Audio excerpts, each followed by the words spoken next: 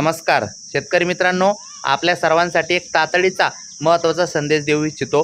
दोन महत्त्वाचे मुद्दे मला तुमच्या समोर या ठिकाणी मांडायचे आहे।